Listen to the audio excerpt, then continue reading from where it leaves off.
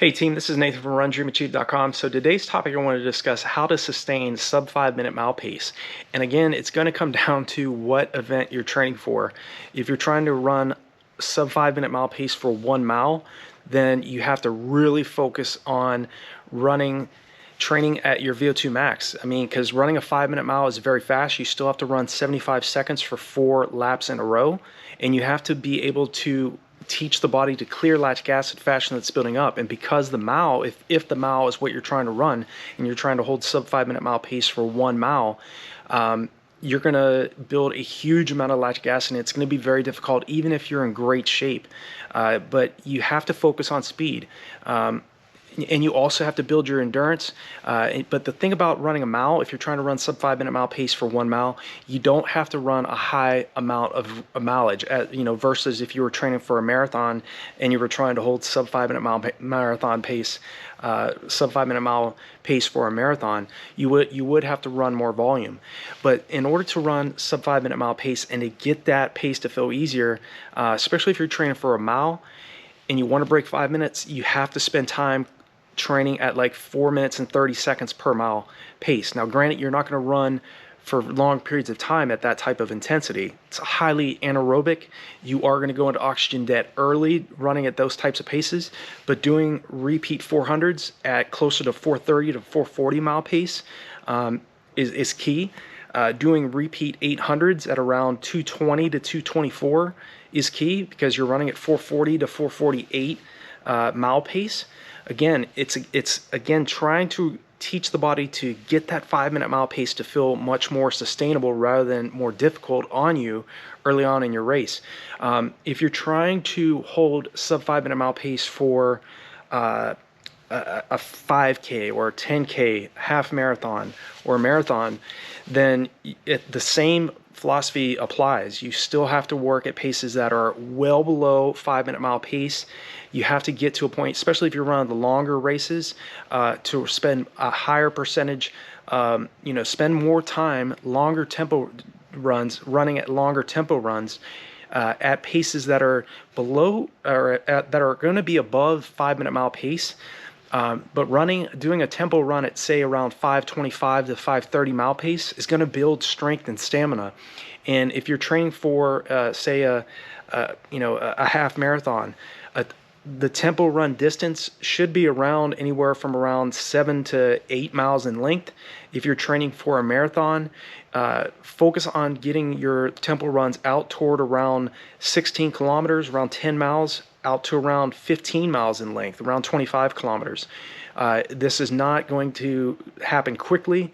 You have to build that aerobic base foundation first. So you have to spend some time just focusing on running easy and relaxed before you start working into specific training. Sub 5 minute mile pace is highly aggressive running. I tried to do it for a half marathon, couldn't quite get there, but I ended up running 5:07 mile pace for a half marathon. I would have loved to have held sub 5 minute mile pace for a marathon, but I held 5:19 mile pace, 2:19:35 for the marathon.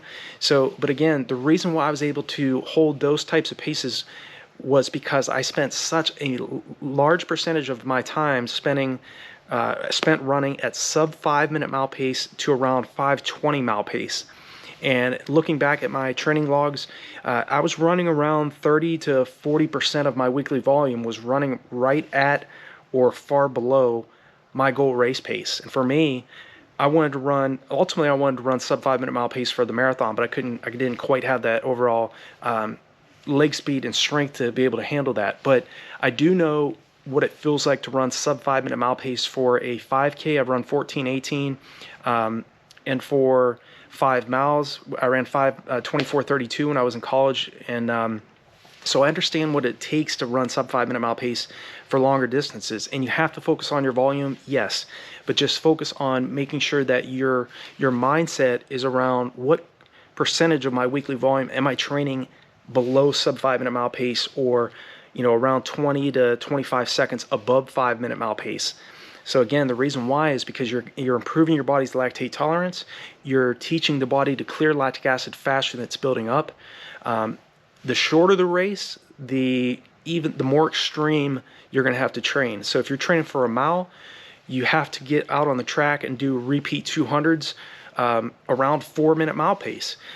You may not be able to do many reps at those particular paces, but if you can do 10 200s at around 28 to 29 seconds per rep, and you're giving yourself about 60 seconds rest, 45 seconds to 60 seconds rest in between each one of those reps, you are going to definitely set yourself up for success in being able to sustain 75 seconds per quarter on the track or on the roads if you're training for a road mile. It doesn't happen overnight, so be patient with yourself. It takes the body about 4 weeks to adapt to any stresses that you're placing on it. So obviously in the first few weeks of a 16-week block of training, you're not going to be running 28 to 29 second 200 meter intervals on the track. They might be 34 to 35 seconds starting off, and maybe you're doing 6 to 7 instead of like 10 to 12. And your recovery is going to be more. You may be giving yourself 2 minutes rest instead of 45 seconds rest. So always know that the focus should be on periodization. You're spending roughly around 4 weeks at each particular intensity and training at specific paces. You're running at or close to your sub 5-minute mile pace goal. And you also have to focus on strength training. If you're going to get in the gym, focus on light weights and high reps. Focus on acceleration drills. Do strides 2 to 3 times per week. Again, doing 4 to 6 100-meter strides 2 to 3 times per week. That will help work on your leg turnover, working on your form, working on your acceleration. And again, focus on staying as relaxed as you possibly can in training so that once you get in the race, you can consciously tell yourself, if you feel your muscles tensing up, or your face is tensing up, you can consciously tell yourself to relax, I'm in control. Whatever you need to tell yourself to stay as calm and collected and controlled as you possibly can. Look at all the best middle to long distance runners that are holding sub 5-minute mile pace in races. They make it look easy for a reason, because they've spent time training closer down toward 4 minutes to 4 minutes and 30 seconds mile pace. That is key if you're going to be able to sustain sub 5-minute mile pace for a mile or even to the marathon. Marathon distance, 10K, half marathon, you have to focus on other factors, which is more volume, longer tempo runs, but you still have to work on speed. Even if you're a long distance runner and you have, say, more, maybe you're like 98 to 99% slow twitch muscle fiber and like 1 to 2% fast twitch muscle fibers, you still need to focus on speed. Speed matters, especially regardless of what race it is, especially if you're running a mile. You have to have that leg turnover and to really be able to kick in the last 600 meters of a mile. When I raced the mile, I ended up running 4:22 for 1,609 meters, which is the full mile. I ran 4:25 for 1,600 meters when I was a senior in high school. Ended up running that 4:22 mile when I was in Florida, University of Florida, when I was competing at Malone University. I always would attack with 600 meters to go in the race, because I always knew that my competitors were most likely going to try to throw in their surge with 1 lap to go. I never waited until 1 lap to go. So if you're racing a mile, attack at 600 meters. And if you can't go then make sure that you make your move with 300 meters left in the race. But again, it's about improving your body's ability to handle higher amounts of lactic acid, and getting that sub 5-minute mile pace to eventually feel more like 5:30 pace, more like a tempo run. And again, if the shorter the race, the more anaerobic it's going to be. So you can't make as many mistakes in a mile as you can if you're running sub 5-minute mile pace in a marathon. You have some more leeway. You have some more time to readjust, the way you're racing in a marathon, because it's such a longer race. But if you're trying to run sub 5-minute mile pace for a mile, you have to be very cognizant of your pacing early on, as well as regardless any race you're running. But those are some of the things I really want you thinking about. Look at your training in the past and look at your training logs and look at what percentage of your weekly volume have you been training closer down toward 4 minute to 4:30 mile pace, so that you can get that sub 5-minute mile pace to feel more like a tempo run rather than an all-out sprint. So I hope that makes sense.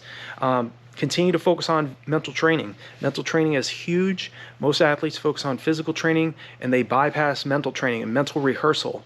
It's very important. You know, when I was a 2:43 marathoner, I could continually visualize and I continually saw myself breaking 2 hours and 22 minutes, seeing a 2:21:59 on the clock. And I know that was a huge part in me ended up running 2:19:35 for the marathon.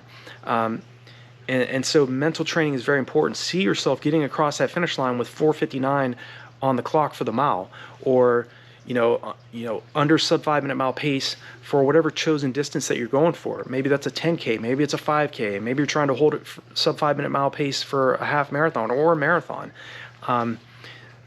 Mental training goes a long way, and it's mental and physical training, using leverage, being smarter, working smarter, staying as controlled and relaxed as you can in the race, watching your pacing in the race, and planning your preparation properly.